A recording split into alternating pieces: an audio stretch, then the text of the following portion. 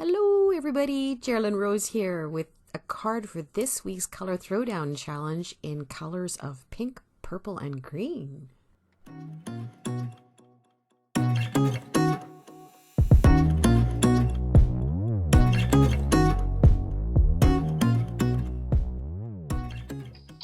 you hear that? I think I need to oil that big shot. Can we oil the big shots? Oh, I'm running that backwards through because the glitter paper is quite a bit thicker and I wanted to give it a second pass through. The dryer sheet's helping with the fuzzy hairs. My new plates are here now though, so that won't be a problem. Here's where I'm trying out which BetterPress plate I'm going to want against the back of these. And it's that whole, okay, just moving it around, decisions, didn't like that one. Pulled the other. I thought, no, that one's not quite clean enough. Taping some Nina cardstock down on the platen, checking out exactly how far down I'm actually going to have to put the ink. I believe I'm pulling out the VersaFine Clair in the black for this. It actually works pretty good. I find it difficult to use the BetterPress type of ink. You have to really pat and twist and grind it in. So putting the platen down on the chase, it's got magnetic little corners that just snap in. It's quite satisfying actually. And running it through the big shot. I tend to do that slowly, the same way I'm doing with the glimmer, because it does give it a little bit more of that pressure. I like the BetterPress, not so much for the fact that it's pressing into the place, but just because they have such clean images, and you can use it for both better pressing and actually for the glimmering. They are incredible foiling for glimmering. So because the VersaFine Clair, it takes so long to dry, I didn't want to heat it, so I thought, well, I'm going to put some embossing powder in there, and I put a little bit of sparkle, so you'll just kind of pick that up a little bit, tucking that away, probably getting out the heat gun here. And with the sparkle ones, you want to heat it from the back first so that the sparkle doesn't blow away. So now I'm coming around to the front, helping to set that VersaFine Clair. So I decided I wanted the bottom part to be the pink and the purple for the colors that were for this week's card challenge. So I'm swiping on some of the Distress Oxides. I'm going to build that up, and you'll see a little bit farther along here, I discover I've got a problem. So this is all well and fine. I'm thinking, oh, this is great. I'm going to have a gradient. I'm going to put the white part with the BetterPress image over the top, and then put the Hugs Edger word part in, and it's just going to look really great. It's going to have quite a bit of intensity. So building up the oxides, going back and forth, blending. And this, as I said, you're going to see this is all a moot point because we're going to discover something pretty quick. Anyway, got out the Lindy's Magicals. I'm sprinkling on some of the pink tones up in the top band, and I'm going to use the purple down towards the bottom, and coming up here real quick with the water, spritzing the back first so it sticks down and the cardstock doesn't curl too much, spraying from the top. And do you notice what's happening with the Distress Oxides? They're oxidizing, aren't they? Gee, they went really light. Where'd all my color go? Gee, gosh, I better go back in with some more Lindy's Magicals. So here I am trying to recover it, sprinkling on some more pink, sprinkling on some more purple. Okay, yeah, we've got some bloom here. Yay, we've got some colors. Well, what happened to them again? Okay, get the mica sprays out. Go in with sugary gumdrop across the pink band, and I've got 3 of the purples for all that intensity I want down at the bottom. So we're spraying those on. We're going to splotch them on as well too, hoping to kind of get some color back down in the bottom. And look at where the banding kind of stops. You can see how far up I went with the oxides, and all of a sudden you see that the bleed with the pink from the Lindy's Magicals running up through the card as I had tilted it, trying to get the colors to move and stuff. Anyway, you're going to discover later where they are. So here I am with my Make Art mat, and I am putting down, again, one of my favorite companies for the stencils, the AALL Create. They're quite thick. They actually really work really well with pushing your texture paste and stuff through them. So going in with the transparent gloss, I believe it was, down at the bottom here. I know that the top part isn't going to show, so I'm not bothering with that. And I had opened up my embossing powder so that I have them ready to go, because of course your paste dries super, super quick.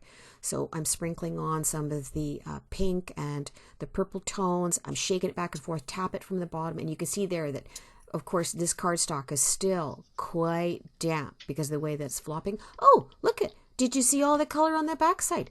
That's where it all bled through to. So, anyway, here, I've got my silicone mat out. I'm heating it really slowly, trying to dry it a little bit better and to also set that embossing glaze that I'd put on there. And again, you saw all the color on the back. So here is the one portion with the edger on the top. Oh, yes, I was trying out how much I would need to get these guys to fit together here, and finding the placement on where that column, this was the fresh picked columns from Spellbinders. So I'm running it through separately. I didn't glue this one down. I glued the other one down on the other card and they ran through at the same time. But I actually wanted the embossing folder to really emboss deeply into this one too, because when you put the texture paste down, watch this. Now it's a little bit sticking, but it will pull up. And bingo bang bongo, you've actually got texture on the embossing place too. And they do fit together. There's a slight bit of shrinkage on the one, because not that they're a different type of cardstock, but just that bottom one is so much more saturated with the moisture. So got out my craft tacky glue now that I've got them embossed and that bottom one is dry. And of course, running it through the embossing folder also helped fix all the warping from when I dried it with the heat gun.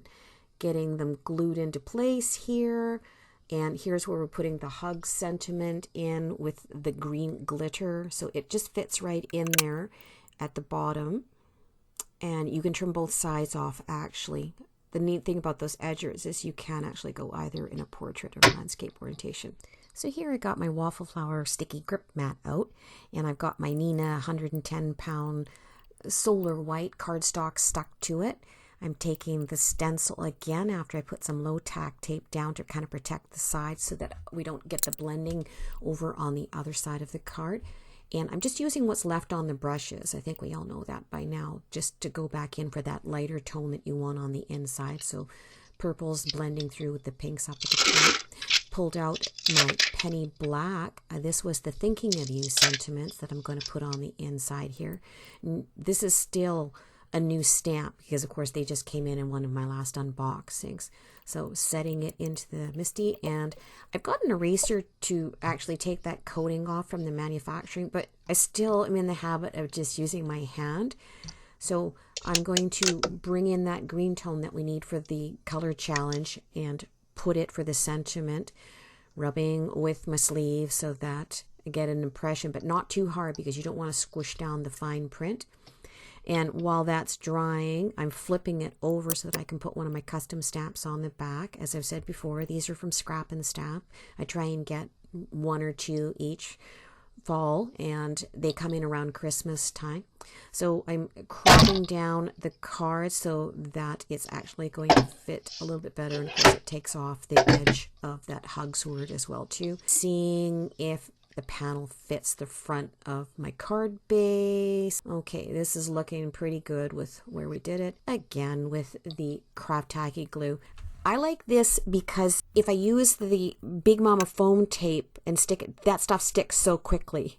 This, with of course my hand issues, it gives me that wiggle room for setting the panel into place. And yeah, it's flatter, but there's enough texture going on there with the embossing folder and the glazes over top of the texture paste as well, plus of course the glittered cardstock. So got out some embellishments. This calls for Confetti, the Prism ones, and also the Picket Fence, the Neutral Hearts. And this is the fussing part. I cut all of this out because I will sit here and fiddle with this for minutes and minutes. And oh no, that's not going to be the final placement. You'll see when the pictures come up at the end. Also, was just staring at the card and thought, oh, I know I'm trying to go for clean and simple here, but I just can't do it. It needs something with the colors up on the top to tie in with all the colors on the bottom. So got out the Kuretake, the Gem Colors, the metallic paints, and just put a really light wash of the pink, the purple, and the green in there, just to unify the whole card together, that